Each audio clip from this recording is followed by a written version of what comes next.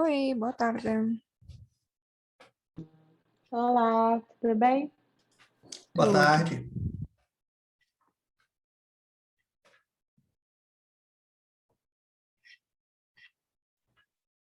Colocar aqui no chat já o link para a aula de hoje.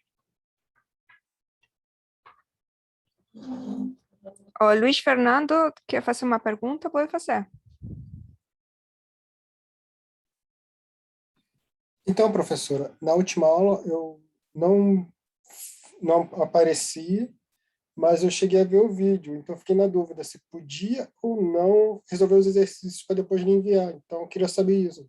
Os alunos que faltarem, pode enviar os exercícios depois ou tem uma data de entrega certa para fazer esse Não. tipo de... Não tem data Não, certa. Pode enviar quando der conta de fazer. De fato, a gente pensa, tem alguns alunos que só podem assistir a aula gravada depois. Então, não tem problema. Vocês vão fazendo quando tiverem tempo. Só não deixa acumular muito, né? Porque no final a gente vai dar uma olhada. Valeu então, professor. Obrigado. Então, depois estou enviando então. Obrigado.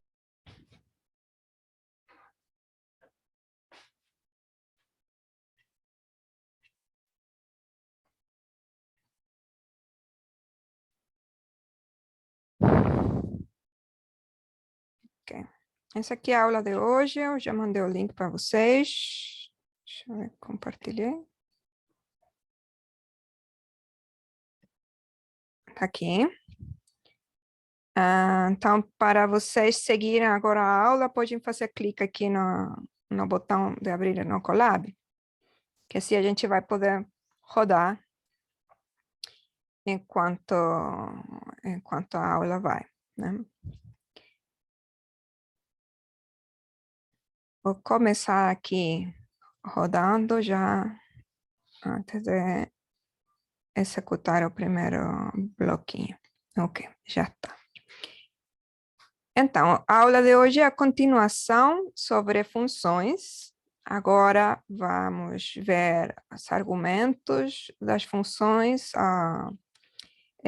retorno das funções e o fluxo de execução. Então, já que na aula anterior a Helena passou a chamada de funções, as funções matemáticas, composição como uma combinação de pequenos blocos, adicionar novas funções, definições e usos.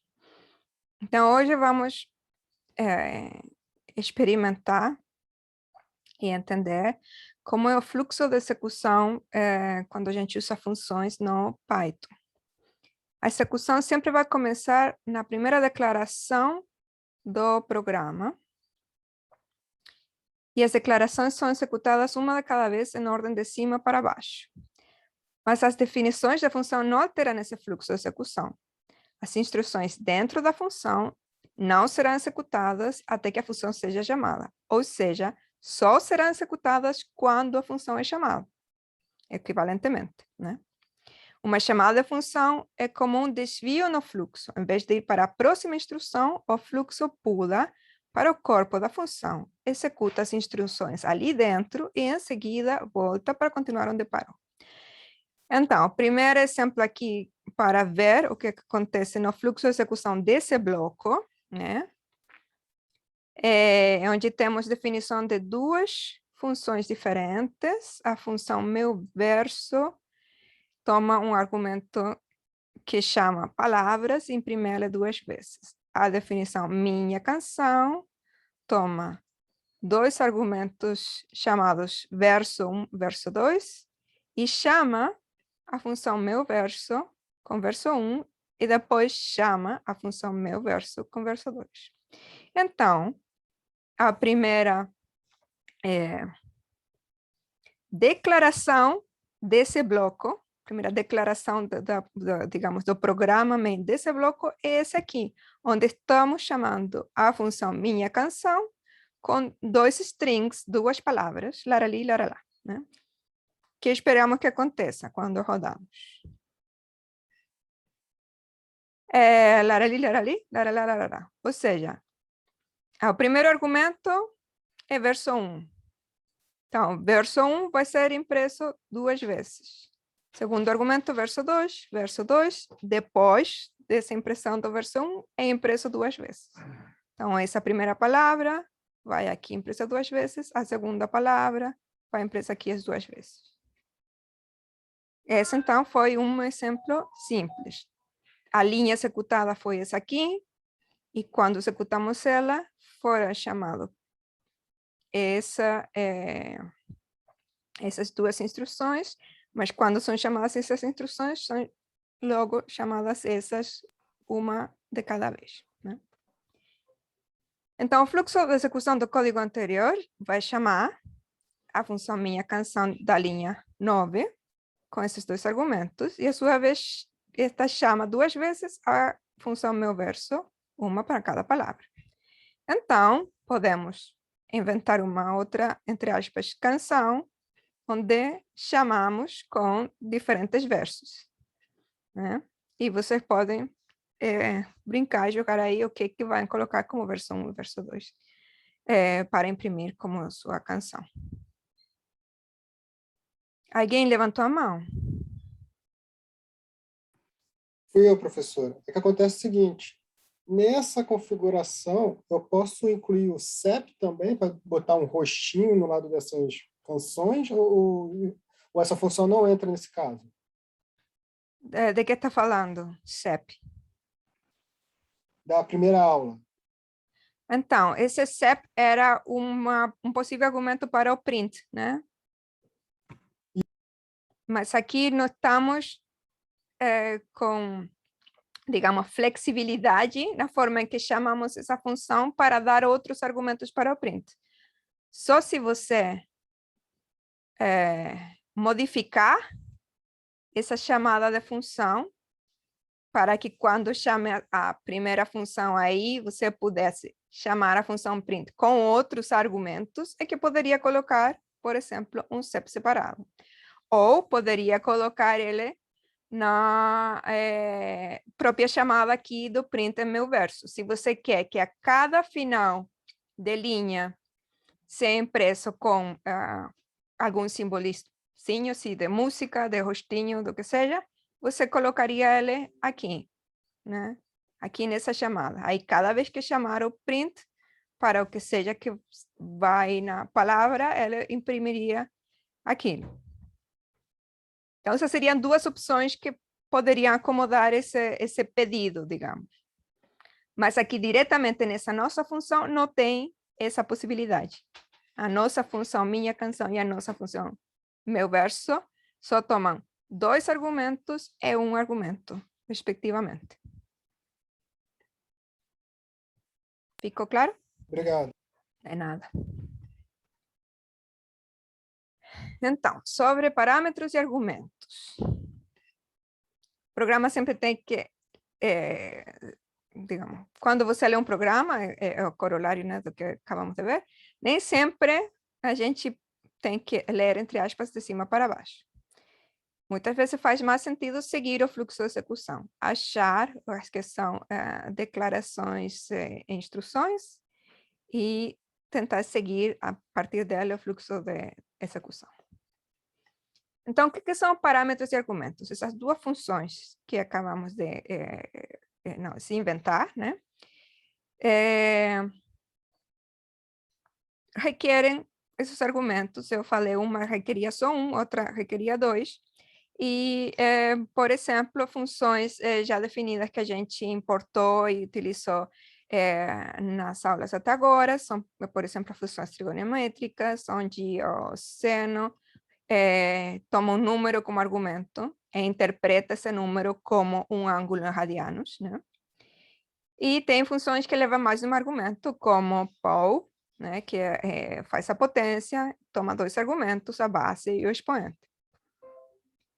Dentro da função, então, esses argumentos são atribuídos a variáveis locais dentro do programa, que são chamados os parâmetros.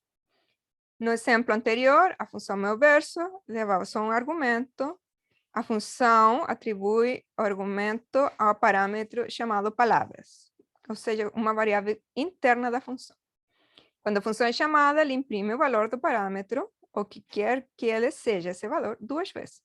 E as mesmas regras de composição que se aplicam a funções internas do Python também podem se aplicar às funções definidas pelo usuário. Então, podemos usar uma expressão qualquer que seja imprimível como argumento para a função meu verso. Então, toma só um argumento, mas esse argumento pode ser uma composição, como nesse caso, ha 3 vezes e ho 3 vezes. Que seria ha ha ha ho ho ho, ha ha ha ho ho. E assim, então, podem criar letras de canções malucas, engraçadas. Sim, Luiz Fernando, pode falar. Então, eu lembro de ter visto em algum lugar, não sei se foi em Python ou se foi em outra programação, que tem como fazer de uma forma aleatória. Ha-ho, ha-ho, ha-ho. Aqui tem como fazer isso também? Não, né? Aleatório, teria que chamar alguma função de geração aleatória, mas se você quiser, como se diz, intercalado um e outro, seria modificar dessa forma, sim. Isso aí 3 vezes. Essa sequência 3 vezes, em vez de essa 3 vezes mais essa 3 vezes. Certo? A Obrigado. ordem dos fatores modifica o produto. A anterior dava essa aqui. Se eu faço isso aí, vai ser essa cadeia de letras repetida 3 vezes. Então, ha-ho, depois ha-ho, depois ha-ho. Certo? Agora, se quiser ser aleatório, então teríamos que chamar algum módulo para que isso fosse aleatório. Não é o caso aqui.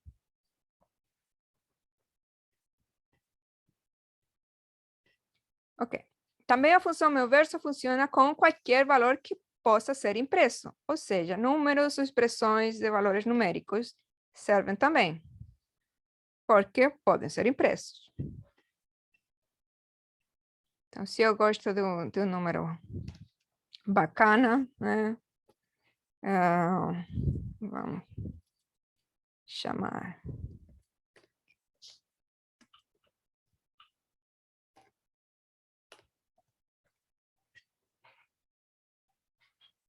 O pi, né? Também o pi meios. Cor. 3 pi meios. Também, ok. Qualquer expressão que dê um resultado que possa ser chamado pela função print, pode ir aqui. O argumento é avaliado antes que a função seja chamada, ou seja, o resultado dessa operação matemática ou o resultado dessa concatenação de strings vai ser avaliado antes de entregar esse resultado para a função, meu verso, fazer o que essa função faz, né? Portanto, no exemplo acima, essa expressão são avaliadas apenas uma vez. E o resultado é o que é passado dentro, né? A gente também pode usar uma variável como argumento, né? Eu posso definir primeiro uma variável que é uma frase, um string, e depois chamar a função com argumento essa variável. Então, o valor que estaria aqui é o que é impresso 2 vezes. E a gente também poderia multiplicar isso para fazer um string grandão. Faltaria um espaço. E chamar isso, nesse caso, chama 2 vezes. Esse que tem 2 vezes aparece 4 vezes. Mas só 2 linhas. Então, o nome da variável que passamos como argumento, bicycle, não tem nada a ver com o nome do parâmetro, que quando definimos a função era palavras, nem com o valor dela, né?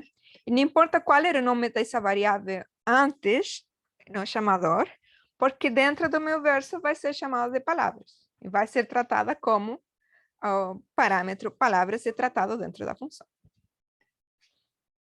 Variáveis e parâmetros são locais. Quando a gente cria a variável dentro da função, ela é local, ou seja, só existe no domínio dentro da função.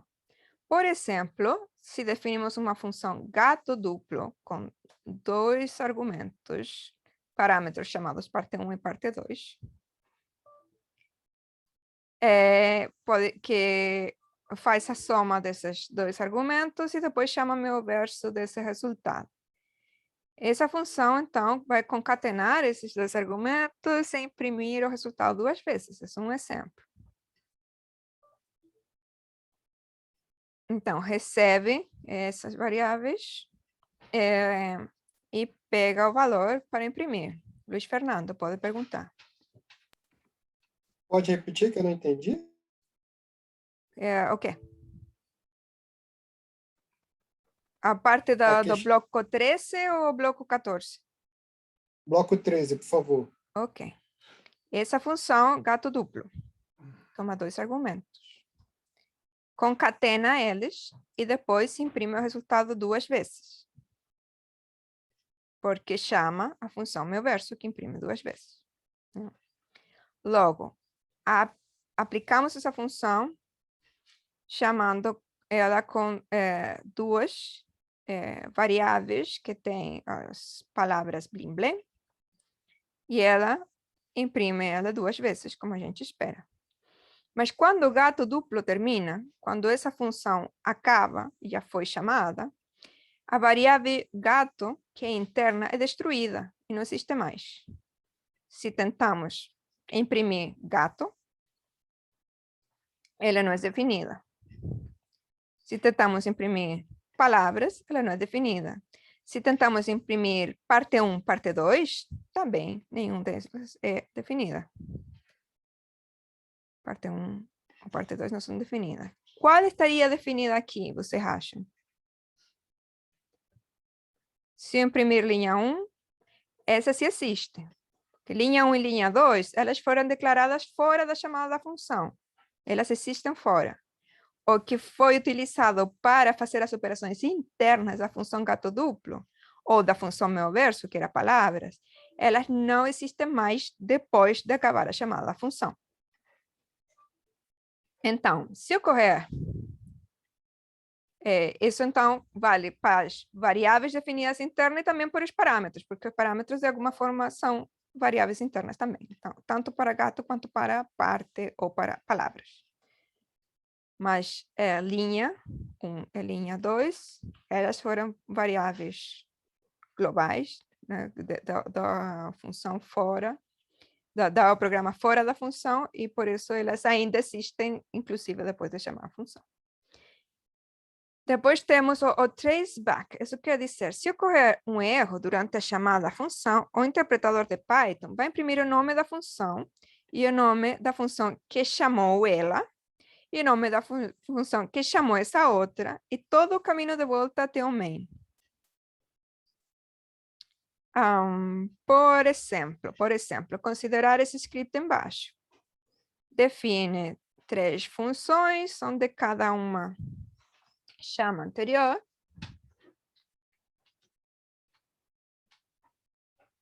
Vai ter um problema na linha 17, quando é chamado gato duplo, porque em gato duplo na linha 4, o gato, variável gato, não está definida.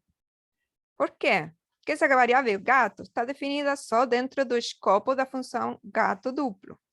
Uma vez que ela é chamada dentro do meu verso, muda de nome. Deveria se chamar palavras, né? Então, existe palavras aqui dentro do meu verso, mas não existe gato. Gato só era definido dentro de gato duplo. Então, o traceback nos disse, na chamada de gato duplo, tem um problema. Qual foi o problema? O problema foi a linha 4, onde gato não está definido.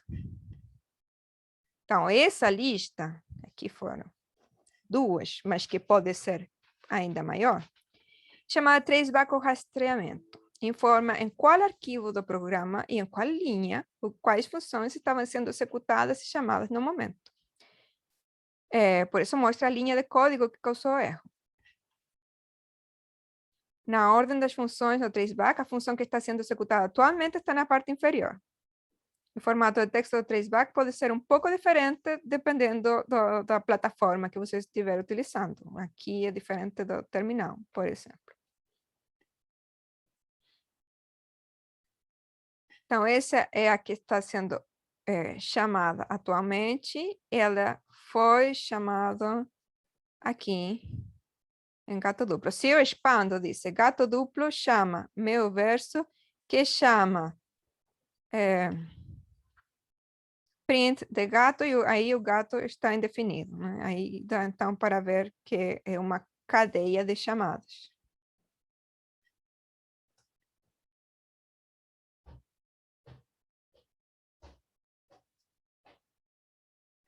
Onde aqui, nesse escopo, essa variável chamada gato existe, mas uma vez que entra aqui, não existe mais. Com esse nome. Existiria só o valor, mas não é mais chamado de gato. Então, avançando aqui, se tiverem depois alguma dúvida ou se encontrarem com alguma questão do traceback, a gente pode voltar.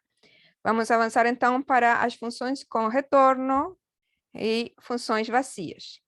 Algumas das funções que estamos usando, como as funções matemáticas, produzem resultados que são úteis e chamaremos elas de funções com retorno. Outras funções, como as que estávamos vendo agora, meu verso, minha canção e o gato, etc., executam uma ação, mas não retornam um valor. Elas são chamadas de funções vazias, void, como em C, C++, por exemplo.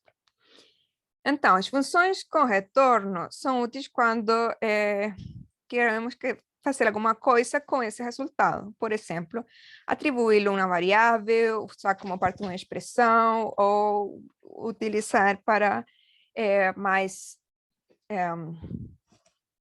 outras operações, né? Então, por exemplo, nesse bloco aqui, a gente chama o módulo matemática, dele chamamos a função cosseno de π quartos e atribuímos o valor de retorno dessa operação, né, que é a chamada função cosseno, para a variável x, para que possamos usá-la em outra parte do programa. Aqui, por exemplo, é impressa na tela o valor da variável x e depois se chama uma expressão matemática seguinte, raiz quadrada de 5 mais 1 dividido por 2, que é retornado e dado como valor para a variável golden, que é impressa. Então, tanto raiz quadrada quanto cosseno são funções que têm um retorno, que é um número que pode ser usado em outras expressões para ter um resultado matemático. Alguém tem uma pergunta? Luiz Fernando está com a mão levantada, hein? Então, professora, o X com o sinal de menos, é isso mesmo? Por quê? O quê? O X que vai ser printado na linha 3 com sinal de menos. Por que isso?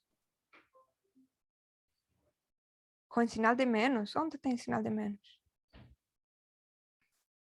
Antes da vírgula, entre o sinal de menos, ou então...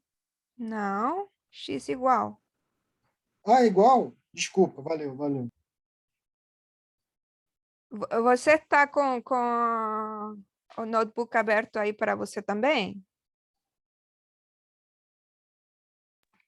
Tô sim. Ah, tá. Mais Valeu. alguma pergunta? Ainda não.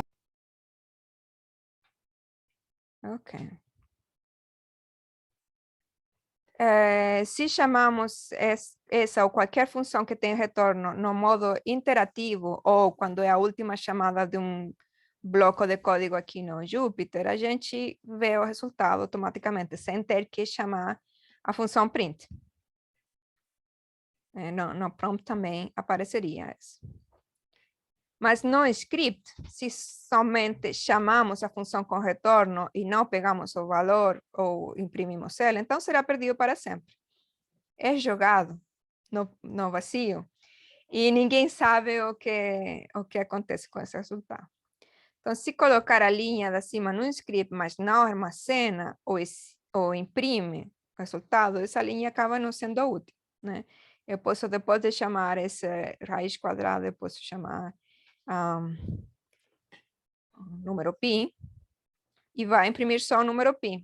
E perdeu-se o valor da raiz quadrada de 5.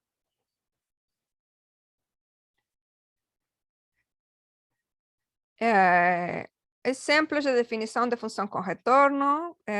Eu posso definir uma função com o argumento x, que seja um número inteiro, um número real, ou inclusive um string, onde posso fazer essa operação no Python, que é a multiplicação, e dar o valor de retorno 2 vezes x, 2 por x. Então, se eu chamar dobro de 4, dá 8. Se eu chamar dobro de 4, dobro de y e t mais y, daria 24. Né? Porque seria 8 mais 16. Né? E aí eu posso imprime só esse aqui do final.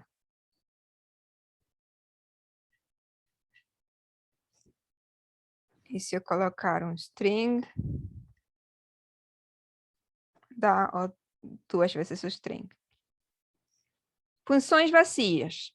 As funções que estão vendo no começo dessa aula, por exemplo, são funções vazias, que podem, por exemplo, exibir algo na tela ou ter algum outro efeito relevante para o seu programa, mas que não possuem um valor de retorno. Se tentarmos atribuir o resultado a uma variável, então essa variável terá o valor especial none, que é nenhum. Então, chamamos meu verso de under pressure, e as ações que faz essa função é imprimir ela 2 vezes. Essas são as ações que ele faz, por isso vemos o resultado aqui, que chama a impressão, e depois aloca o valor de retorno, que é nada, para a variável resultado. Então, a variável resultado tem none, porque essa função não dá valor de retorno. E o valor não é o mesmo do que o string none. É um valor especial que possui seu próprio tipo para indicar que é nada, que é uma coisa vazia. Então, por que precisamos utilizar funções? Por que é bom utilizar funções? Pode não estar claro porque vale a pena dividir o programa em funções, mas existem vários motivos. Primeiro, criar uma função lhe dá a oportunidade de nomear um grupo de instruções, o que torna o programa mais fácil de ler e debugar. As funções podem tomar um programa menor, eliminando código repetitivo. Mais tarde, se fizer uma alteração, só terá que fazer isso num só lugar e logo cada chamada daquela função já estaria modificada. Dividir um programa longo em funções permite debugar as partes uma de cada vez e montá-las de um modo funcional ou modular. Funções bem projetadas geralmente são úteis para muitos programas. E depois, então, de escrever e debugar, pode reutilizá-la em vários diferentes projetos. Por isso, por exemplo, a gente usa funções que outras pessoas já desenvolveram e disponibilizaram nos módulos. Então, se importamos módulos com from, é um conceito que já vimos semana passada com o módulo de matemática. Então, temos 2 maneiras de importar os módulos, onde já vimos esse primeiro, onde importo o módulo math inteiro e, então, se imprimo o que é esse math, me diz, é o módulo built-in de matemática, se imprimo o π, é o valor da constante π. Sim, pode perguntar. No caso do π, ele aí está mostrando mais ou menos umas 10 casas decimais, certo? Eu posso configurar o Python para botar, sei lá, mais 12 ou 15 casas decimais, ou essa configuração não existe? Não lembro quantas casas decimais que tem o pi desse módulo. Vamos ver. Cadê?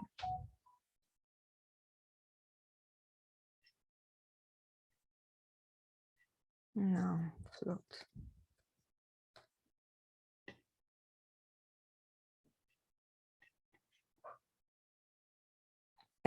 Entendo por esse print que eu tenho aqui, que só tem até essas casas decimais, não tem mais. Tem forma de pedir para o Python imprimir mais, né, que a gente tinha visto com essa format.info. Então, vamos ver se a gente consiga ver aqui uma forma de fazer isso. Quantos aparecem aqui? 1, 2, 3, 4, 5, 6, 7, 8. 15, né? Vamos tentar colocar 25 com 24.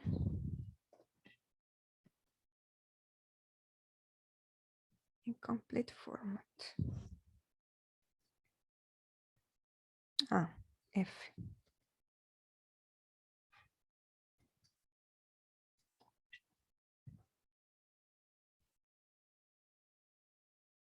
Me deu mais casas decimais, parece, né?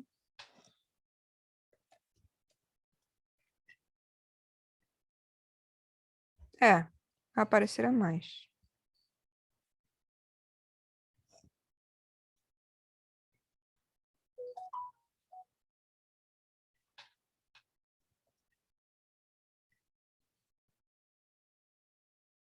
Mas só chega até ali. Não sei quantas são.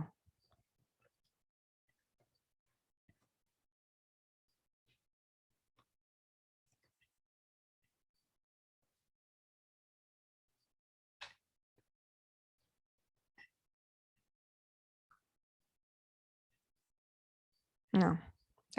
Eu acho que pode ir testando, estendendo, a ver até onde te dá as casas decimais do pi. É coisa de colocar aqui no formato. Era o que eu tinha passado na semana passada, desse módulo PyFormat. E aí a gente pode tentar estender. Deixa eu ver um número alto.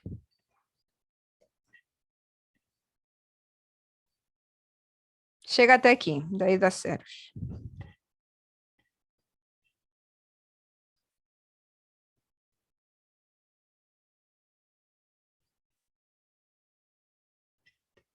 Parece que são 48 por aí. Nem sei se contei bem. É uma boa pergunta. Ok. Obrigado. Continuamos aqui, que importamos um módulo math e recebemos objeto do módulo chamado math, que contém constantes e funções. Mas se tentamos acessar o pi diretamente, ele não existe. Então, como alternativa, podemos importar só aquele objeto com a chamada, como eu tinha ensinado também a vocês, que era com from. From math import pi, aí importaria só o pi, o número, né? Que a gente poderia chamar sem o prefixo do nome do módulo. Ou também podemos usar o operador star, asterisco, para importar tudo que vem no módulo, e ali podemos chamar tanto as funções quanto as constantes sem o prefixo. A vantagem de importar tudo do módulo math é que o código pode ser mais conciso, mais limpo, mais curtinho. A desvantagem é que poderia haver conflitos entre nomes definidos em módulos diferentes, ou entre um nome do módulo e uma das suas variáveis, por exemplo. Para debugar, se estiver usando um editor de texto para escrever os scripts, podemos encontrar problemas com espaços e tabulações, que, como vocês viram no começo de funções, o bloco de função é definido com espaços desde a borda, né? Então, maneira de evitar esses problemas é usar só espaços, sem guias, sem tabulações. E a maioria dos editores de texto que reconhecem o Python como formato fazem isso por padrão, mas outros não. As guias e espaços, como são invisíveis, dificultam o processo de debugar. Por isso, é importante ter um editor que gerencie esse recuo. E não usar, por exemplo, o Word, né? Isso já é o fim da picada. Além disso, não esquecer de salvar o programa antes de executá-lo. Alguns ambientes de desenvolvimento podem fazer isso automaticamente, mas outros não. Nesse caso, o programa que você está olhando no editor não é o mesmo que aquele que você está executando. Então, o debugging pode levar muito tempo se você continuar achando que está executando o programa diferente do que você realmente está executando. E isso pode ser feito muitas vezes. Certifique-se de que o código que você está vendo é o código que está executando. Se não tiver certeza, coloque algo como print hello no início, no final, no meio do programa para executar. Se não vê essa linha impressa na tela, então não está executando o programa certo.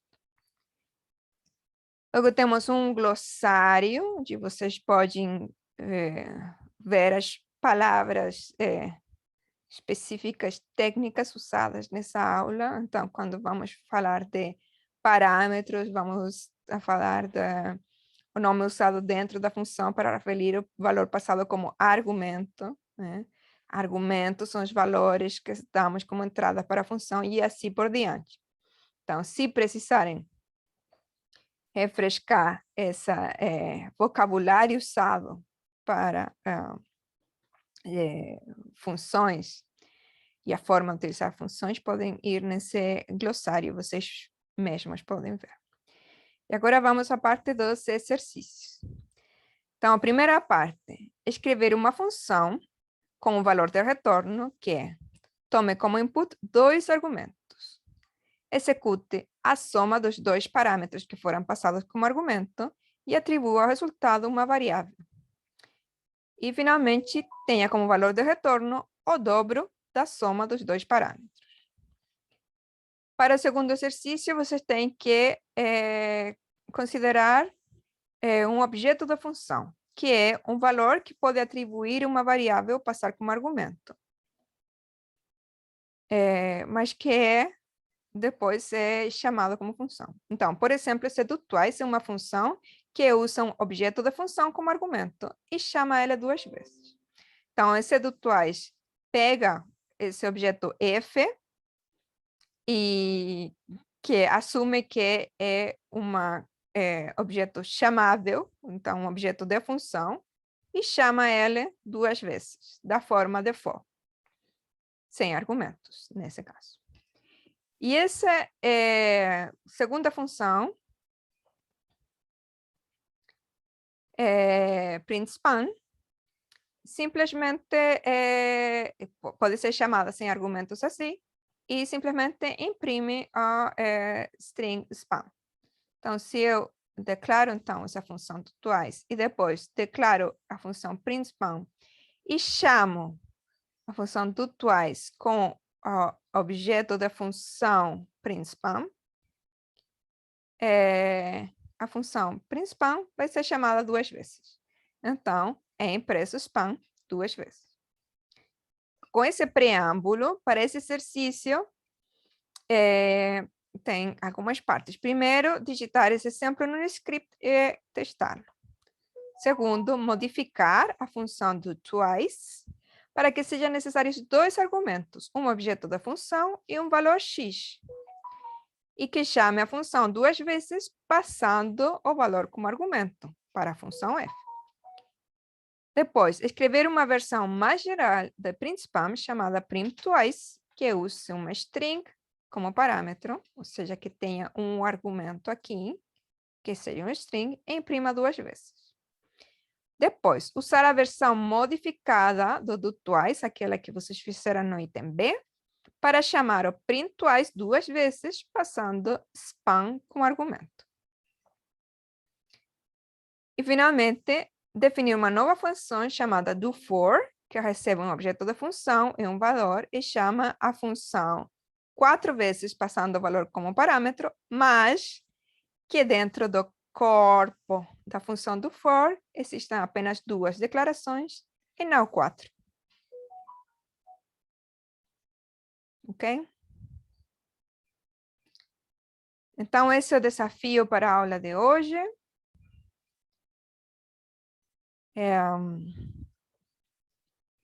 Recomendo vocês abrirem o notebook e irem executando e testando lá no Colab, para depois guardar isso como exercício. Pode ser nesse mesmo notebook ou num notebook novo só para resolver os exercícios.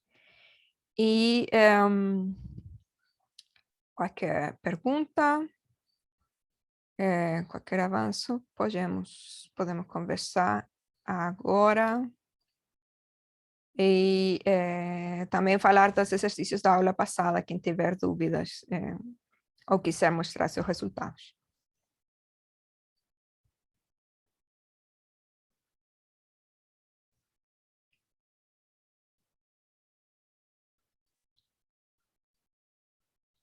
Enquanto vocês começam esses exercícios de hoje, eu vou parar aqui de compartilhar